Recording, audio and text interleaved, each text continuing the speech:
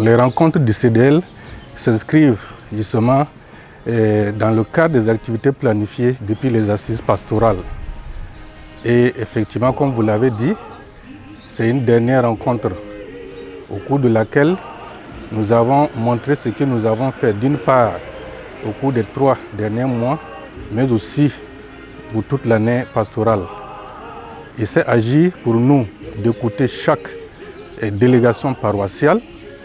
Nous en avons 18, mais vous comprenez avec moi qu'il n'y a que les paroisses qui sont accessibles sur le plan de la sécurité qui puissent venir vraiment à Fada et échanger avec nous. Nous avons touché du doigt les réalités que vivent les paroissiens et chacun a dressé son bilan. Chacun a montré également les difficultés rencontrées, les tentatives de solutionnement de ces difficultés et effectivement les suggestions, les recommandations et les perspectives. Ça a été également une occasion pour le Conseil du Saint des laïcs de montrer, de faire le compte-rendu de tout ce qui se passe au niveau du Conseil des laïcs de la province ecclésiastique de Kopela. Souvenez-vous que nous avons fait un pèlerinage en mars dernier à Kopela. Nous avons fait le bilan à l'ensemble vraiment de nos fidèles. Nous avons également participé, disons, à l'Assemblée générale du Conseil national du laïcat. Et la redevabilité impose que nous fassions également un compte rendu à l'ensemble des responsables des paroisses. C'est au cours de cette même Assemblée générale que nous bénéficions d'ordinaire d'une formation sur une thématique. Aujourd'hui, nous allons terminer avec le thème la co-responsabilité des laïcs dans l'Église et dans la société.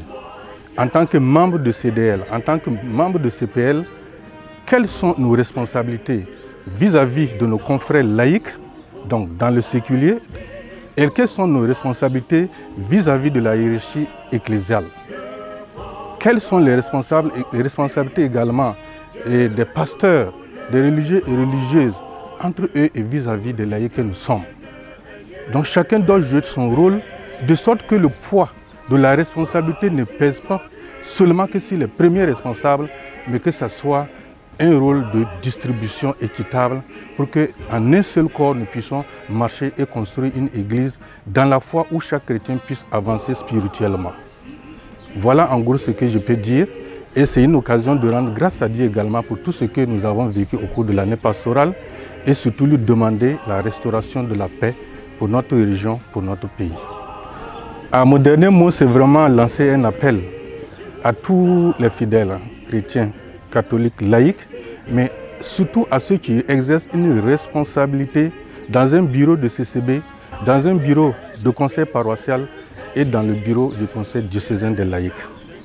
Chacun doit jouer son rôle. Chacun doit se sentir interpellé. On ne doit pas s'asseoir et attendre qu'on vienne vers soi, mais on doit accepter d'aller vers les autres.